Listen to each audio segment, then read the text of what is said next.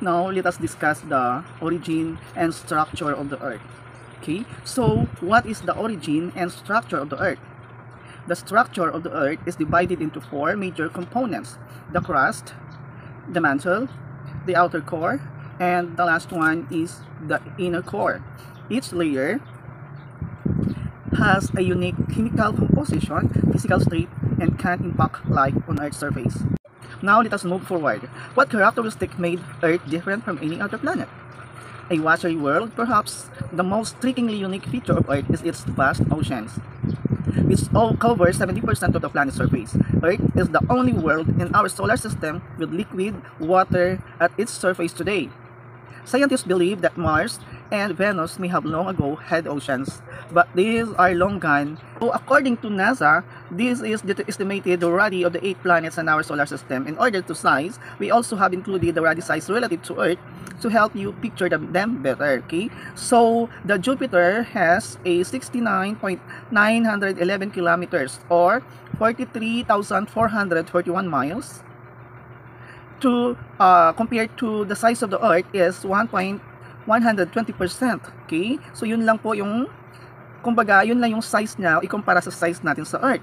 So ang ikalawa is the Saturn is meron siyang 58.232 kilometer or 36,184 miles. Compare mo sa 945% the size of the Earth.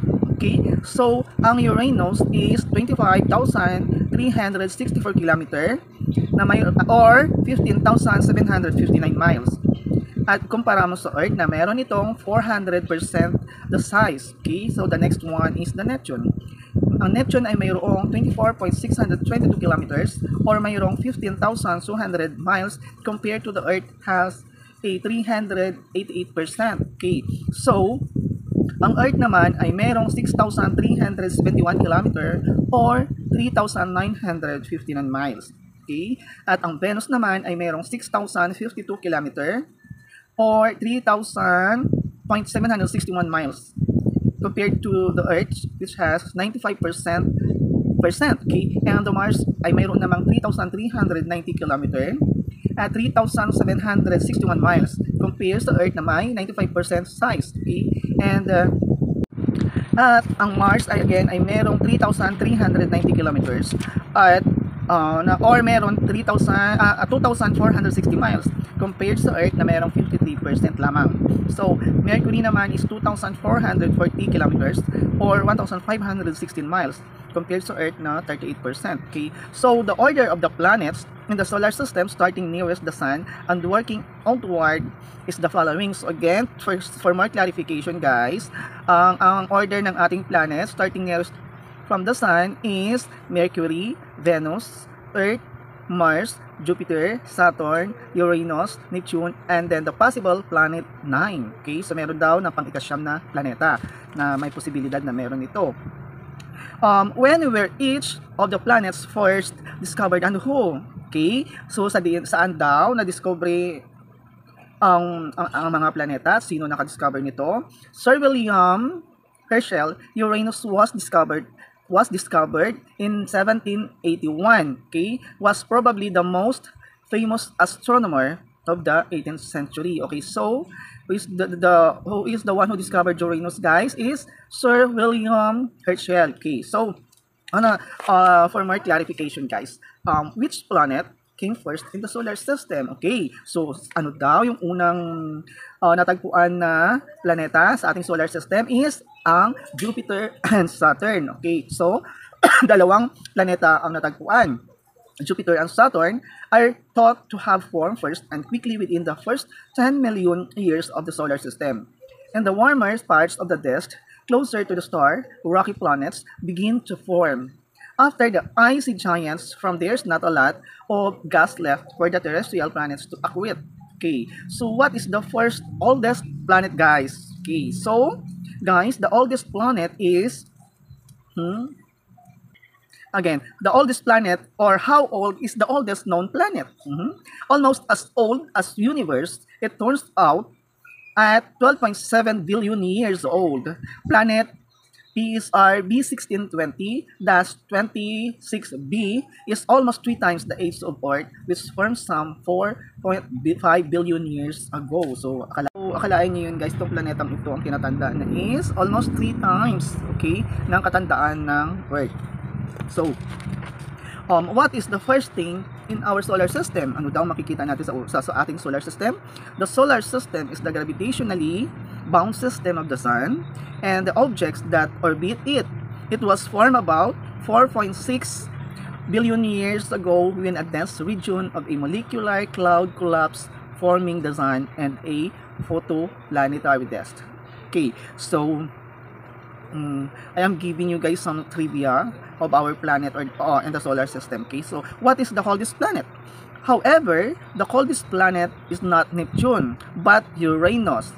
Take note that guys. Even though Uranus is a billion miles closer to the sun than Neptune, Uranus holds the record for the coldest temperature ever measured in the solar system. So, again, what is the planet that is the coldest? Again, is Uranus. Okay, so Uranus again is the coldest the temperature ever measured in the solar system. But take note, the Uranus is a billion miles closer to the sun than Neptune. Diba? Akalain mo yun, ang nakapagtataka na meron itong mas malapit sa araw kaysa doon sa Neptune, pero siya pa yung nagtataglay ng pinakamalamig na planeta. Okay, so now, next is, what is the hottest planet? It has a strong greenhouse effect similar to the one we experience on Earth.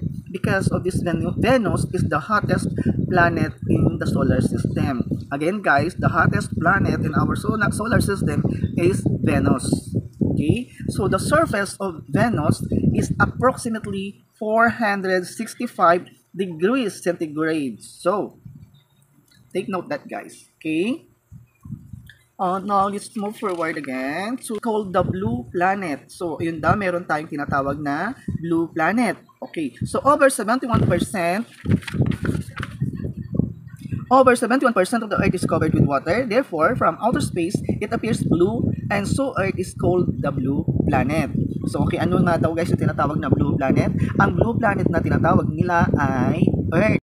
So, ngayon guys, magtataka kayo kung bakit na ang Pluto ay hindi na ito napapasama sa ating planeta.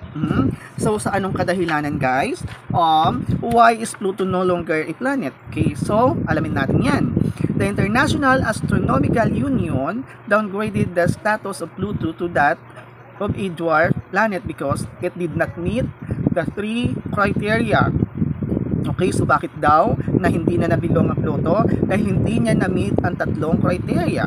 Okay, so ang Pluto ay nabilong lamang sa dwarf planet. Essentially, Pluto meets all the criteria except one.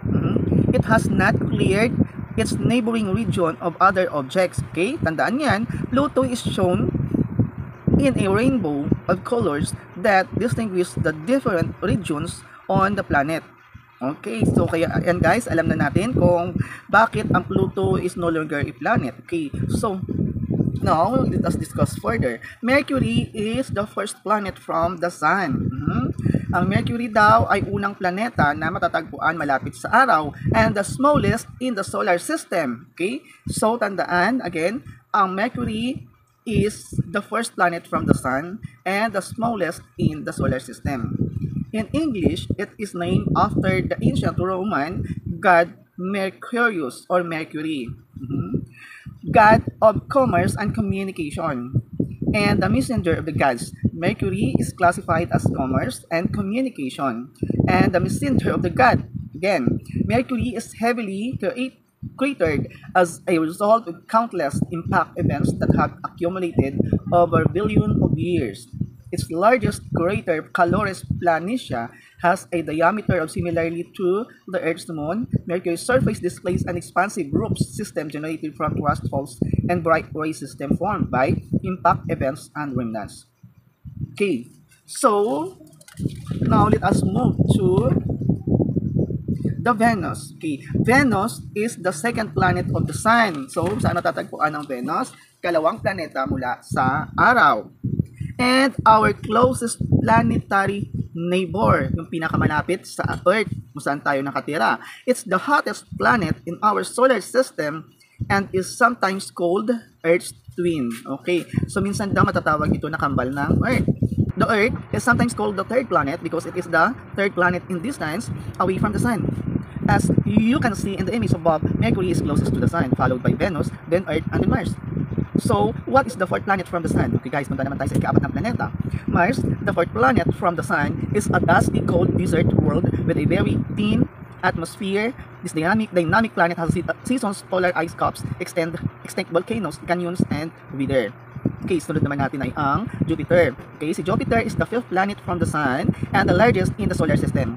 More than twice as massive as the other planets combined, Saturn is the sixth planet from the Sun and the second largest in the solar system. Okay guys, ang tandaan natin na si Saturn ay ika-6 na planeta from the Sun at pangalawa sa pinakamalaking planeta sa ating solar system, and surrounded by beautiful rings. Okay, so Uranus is the seventh planet from the Sun and the third largest planet in our solar system. So, tandaan natin na si Saturn ay the second largest planet, and the third largest planet is Uranus. Okay, and the last one is Neptune.